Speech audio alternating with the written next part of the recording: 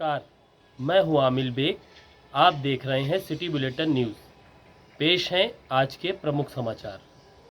अयोध्या के इतिहास में एक और तारीख जुड़ गई जब उत्तर प्रदेश की मंत्रिपरिषद की बैठक राम कथा संग्रहालय में संपन्न हुई, जिसमें प्रदेश सहित अयोध्या के विकास के 14 प्रस्ताव मंजूर किए गए और 9 दिवसीय शीतकालीन सत्र आगामी 28 नवंबर से बुलाए जाने के प्रस्ताव को स्वीकार कर लिया गया। अयोध्या पहुंचे मुख्यमंत्री योगी आदित्यनाथ ने अपने कैबिनेट के सदस्यों के साथ इलेक्ट्रिक बस से श्री राम जन्मभूमि पहुंच करके यहां के निर्माण कार्य का जहां अवलोकन किया, वहीं राम मंदिर निर्माण कार्य को निकट से देखा, रामलला का दर्शन पूजन किया और हनुमानगढ़ी भी गए। उन्होंने मंत्रिपरिषद के सदस्यों की ओर इशारा करते हुए कहा कि सभी अपने अपने विभाग के माध्यम से अयोध्या के विकास को ऊंचाई पर पहुंचाएंगे। बता दें कि आज कैबिनेट की बैठक अयोध्या में आहूत थी। मंत्रिपरिषद की बैठक के बाद मुख्यमंत्री योगी आदित्यनाथ ने कहा कि हम भारत के प्रधानमंत्री नरेंद्र मोदी की कल्पना पर आधारित अयोध्या सहित प्रदेश को नए प्रतिमान के रूप में स्थापित करेंगे। उन्होंने कहा कि अयोध्या एक नए युग की ओर अग्रसर है और संपूर्ण विश्व अयोध्या की ओर आकर्षित हो रहा है। उन्होंने बताया कि केंद्र और प्रदेश की डबल इंजन की सरकार की अयोध्या के विकास के लिए 30,500 करोड़ की लागत से 178 विकास परियोजनाएं मूर्त रूप ले रही हैं। मंत्रिपरिषद की बैठक में लिए गए निर्णयों की जानकारी देते हुए उन्होंने कहा कि श्री अयोध्या धाम तीर्थ क्षेत्र विकास परिषद के गठन को मंजूरी दी गई है, जिसमें अयोध्या में होने वाले पर्व और त्योहारों को सरकार और धर्मार्थ संगठनों के माध्यम से और बेहतर ढंग से करने के लिए क्या किया जा सकता है, इस पर कार्य होगा और उसे लागू किया जाएगा। सीएम योगी ने कहा कि अयोध्या शोध संस्थान को विस्तारित करके उसका नाम अंतर्राष्ट्रीय शोध संस्थान कर दिया गया है और जिसमें रामायण और वैदिक परंपरा आधारित देश विदेश के प्रसंग पर शोध करने की व्यवस्था रहेगी। उन्होंने कहा कि इसे एक अलग से भूमि लेकर एक अलग भवन में स्थापित किया जाएगा। मुख्यमंत्री ने अयोध्या को सोलर सिटी के रूप में स्थापित करने की मंजूरी की भी जानकारी दी और कहा कि अयोध्या के माझा जमथरा में मंदिर म्यूजियम के निर्माण का प्रस्ताव भी पास हुआ है, जिसमें अलग अलग कालखंड और देश के अलग अलग क्षेत्र में स्थापित मंदिरों की स्थापत्य कला प्रदर्शित की जाएगी।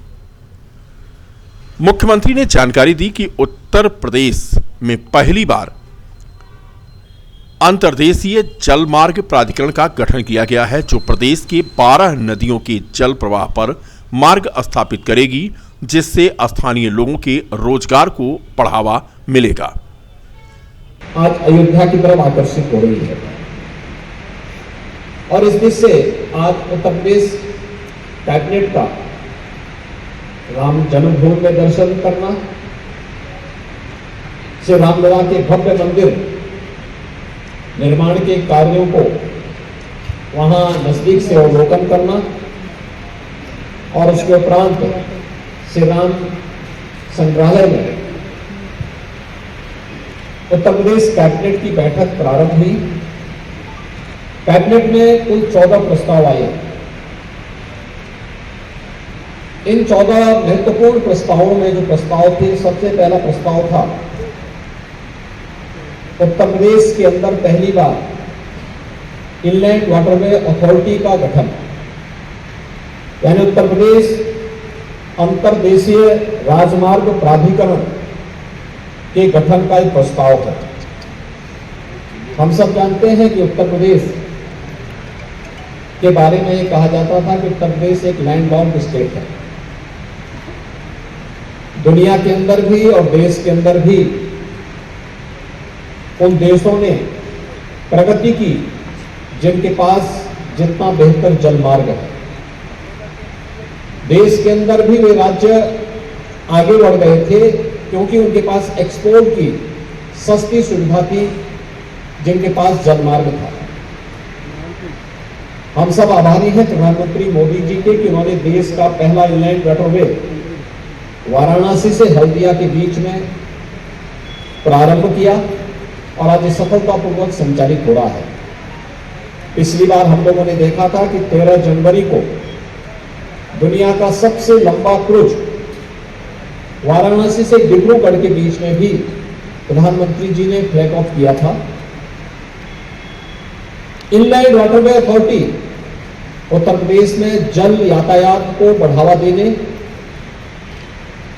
इसके माध्यम से वाटर स्पोर्ट्स की एक्टिविटीज को भी तेजी के साथ आगे बढ़ाने, उत्तर प्रदेश को एक्सपोर्ट के एक हब के रूप में, क्योंकि देश के अंदर सबसे अच्छी कृषि और सबसे अच्छा जल संसाधन उत्तर प्रदेश के पास है और अयोध्या इस देश से बहुत महत्वपूर्ण है, क्योंकि अयोध्या कहते हैं आज से 2000 वर्ष पहले अयोध्या की राजकुमारी जल मार्ग से साउथ कोरिया गई थी और कोरिया के राजकुमार से विवाह बंधन में जुड़ करके वहां के आज एक महत्वपूर्ण राजवंश की परंपरा अपने आप को कोरियावासी भावनात्मक रूप से अयोध्या के साथ जुड़ते हैं। बल्कि इसी रामकथा पार्क के बगल में क्वीन हो पार्क के निर्माण का कार्य कोरिया और उत्तर प्रदेश सरकार मिलकर के संपन्न भी कर रही है।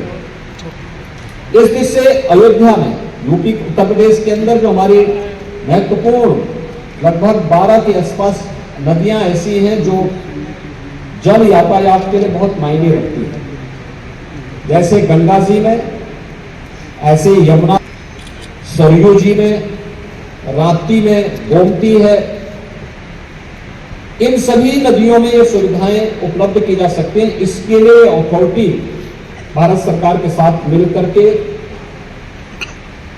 कार्य करेगी और उत्तर प्रदेश को अपने परंपरागत उत्पाद को या उत्तर प्रदेश के जो कृषि प्रोडक्ट है इसको भी दुनिया के मार्केट में पहुंचाने के लिए, इसको निर्यात करने के लिए एक सुविधा विकसित होगी, जिससे आज इसकी अथॉरिटी के गठन की प्रक्रिया राज्य स्तर पर। सीएम योगी के अयोध्या दौरे के दौरान अयोध्या में हाई सिक्योरिटी जोन में तब्दील थी। परिंदा भी पर नहीं मार सकता था। ऐसे में टेढ़ी बाजार चौराहे पर मीडिया के दखल के बाद एक गंभीर मरीज को बड़ी जद्दोजहद के बाद श्री राम अस्पताल भेजा जा सका। बता दें कि मुख्यमंत्री के दौरे के मद्देनजर रास्तों पर डायवर्जन था और यही वजह है कि एक ई रिक्शे पर गंभीर मरीज श्री राम अस्पताल ले जाया जा रहा था, जिसे बड़ी मुश्किल से वहां भेजा जा सका। विकासखंड बीकापुर के कृषि विभाग के सभागार में गुरुवार को आयोजित होने वाले कृषि विकास मेला में 150 किसानों को निःशुल्क बीज वितरण करके लाभान्वित किया गया।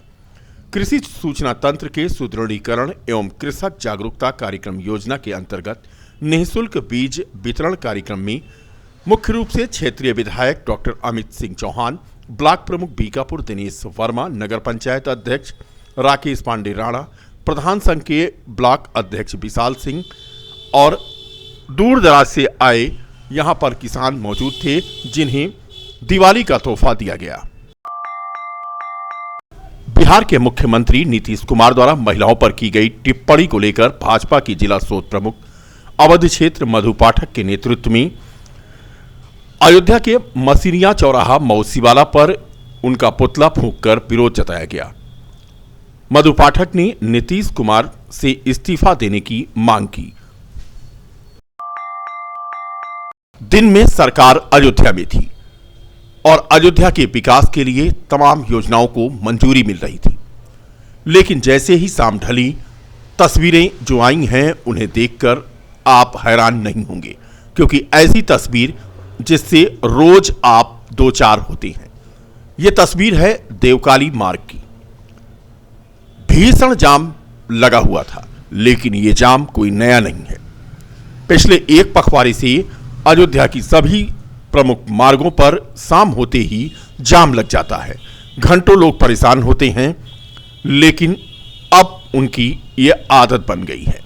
जाम का टाइम वो लेकर ही घर से निकलते हैं। ये तस्वीरें अगर आप देख रहे हैं तो ये कोहनूर होटल के सामने ओवरब्रिज के पास की हैं, जहां घंटों जाम लगा था और स्थानीय लोग आपस में मदद करके जाम को हटाने का प्रयास कर रहे थे, क्योंकि यातायात पुलिस यहां नहीं थी। अब यातायात पुलिस कहां थी ये आपको बताने की जरूरत नहीं है, क्योंकि आज अयोध्या में सरकार थी। गुरुवार की बाजार भी गुलाबबाड़ी मैदान में लगती है। दुकानदार सड़क पर ही कब्जा करके दुकान लगाते हैं, जिसकी वजह से लोगों को जाम का सामना करना पड़ता है। पुलिस भी मूक दर्शक रहती है। 1.5 घंटे से अधिक का समय यहां पर जाम लगे हुआ था, लेकिन कोई सुनने वाला नहीं था। जैसे तैसे करके लोग गलियों का सहारा लेकर के निकलने का प्रयास कर रहे थे। त्योहार का सीजन है, कल धनतेरस है और लोग खरीदारी करने के लिए अपने घरों से निकले हैं, लेकिन जब वो घंटों जाम में रहेंगे तो खरीदारी कब करेंगे। कोई वापस लौट रहा है ऑफिस से तो कोई बाजार जा रहा है, लेकिन इस तरह का जाम। पास में ही देवकाली चौकी है, इसके अलावा अलीगढ़ पुलिस चौकी, दोनों ही चौकियों के बीच का ये नजारा है, जहां पर लंबा जाम लगा हुआ है और लोग इस जाम में परेशान हैं।